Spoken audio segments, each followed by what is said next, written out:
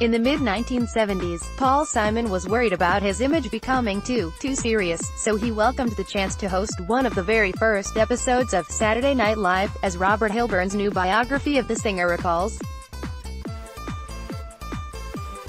For a few moments early in his show Tuesday night at the Hollywood Bowl, the first of 3 farewell tour gigs at the venue, he put on the turkey suit, figuratively speaking, and did some solemnity-dispelling shtick. It was a cold winter night when Paul Simon began his farewell tour in Los Angeles, he quipped, addressing the unseasonal chill in the air.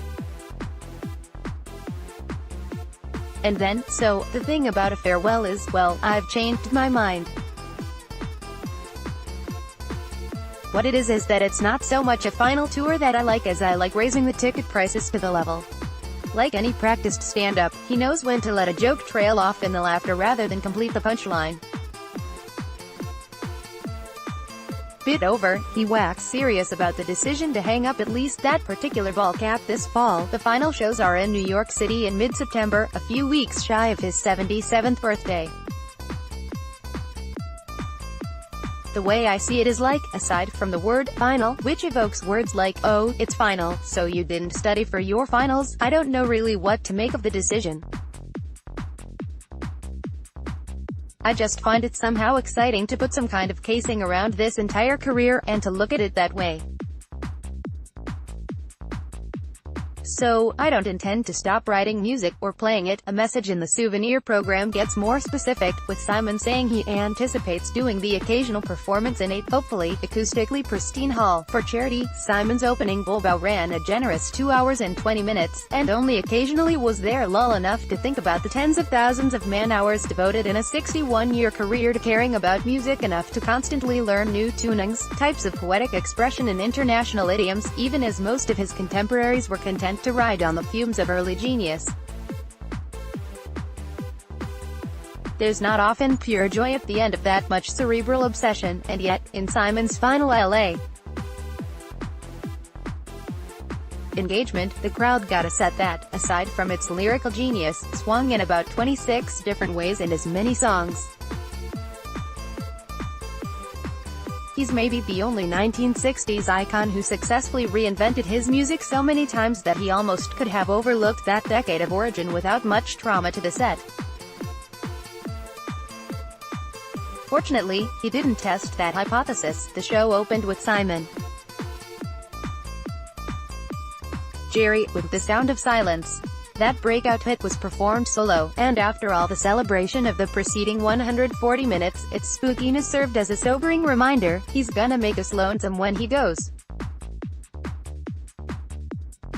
The part of the audience that might still believe Simon peaked in the mid-60s and not a couple of decades later had to wait a while after America to get to the other arty less. Aside from a beautiful, but ultimately teasing instrumental snippet of El Condor Pasa, these oldest oldies arrived in the copious encores, including Mrs. Robinson, which he rotated out on Wednesday night in favor of American Tune, and Homeward Bound, which provided the occasion for a career retrospective video. He turned some of these 60s anthems almost explicitly into countrified traveling songs, with the finger-picking, slide help of Mark Stewart, the non-Nigerian half of his two-man lead guitar theme. The most notably transformed piece in this late segment was The Boxer, which was partly recorded in Nashville but never sounded like it was occurring in Nashville until it got an unexpected new shuffle beat, with a few understated cymbal crashes in the chorus serving as subtle nods to the grander pomp of the original recording. One of Simon's great talents as a band leader is being able to come up with fresh concert arrangements that drift far enough away from the studio versions to please listeners with curious ears, but stick just close enough to the familiar that less adventurous souls don't have cause to gripe. I didn't even recognize the songs. See The Men's Room after any given Dylan show. Sometimes this involved putting a different spin on the entire style of a song, but sometimes it just involved a solo.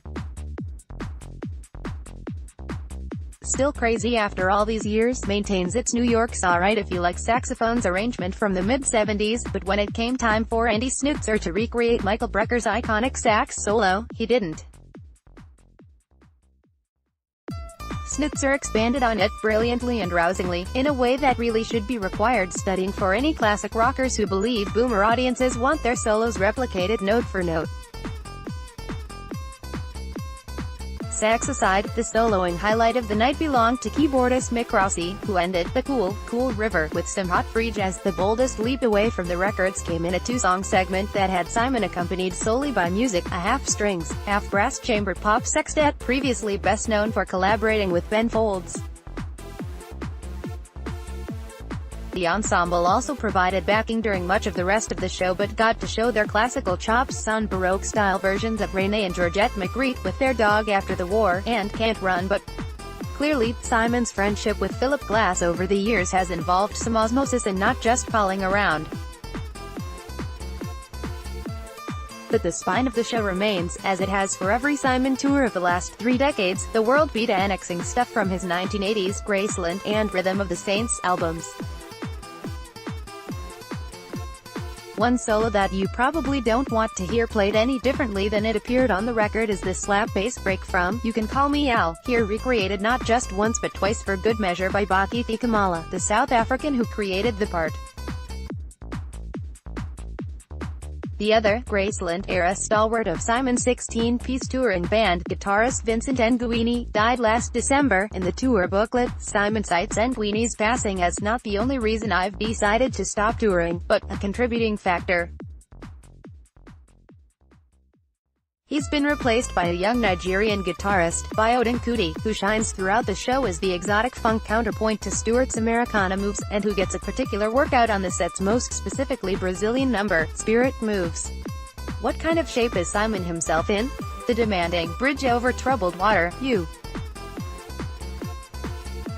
will notice, is not part of the farewell setlist, but while the set is dotted with more conversational songs that don't require Garfunkel-esque boy soprano chops, there are still plenty of songs that take place in a far higher key than the average 76-year-old man would have been capable of at 26.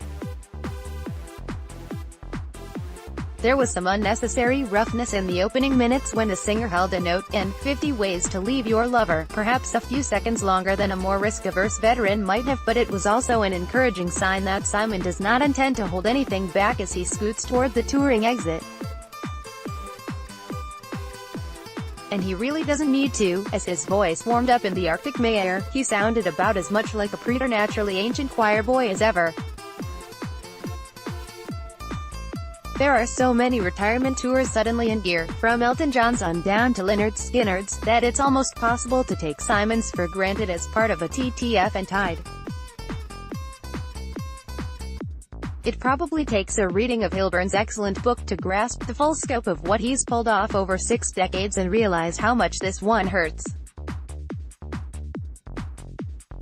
Although Simon said on stage that he'll keep writing songs, he hints toward the end of the biography that he might actually quit that too, and focus on retrospective projects.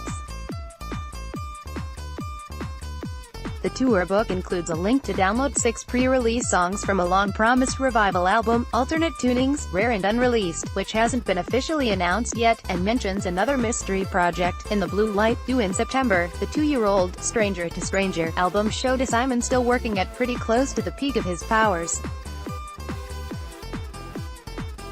He only performed one song from that recording at the Bowl wristband, but it encapsulated the casual greatness of so much of his catalog, in the way that it used an idea so easily digestible that even the majority of the crowd that hadn't bought the album could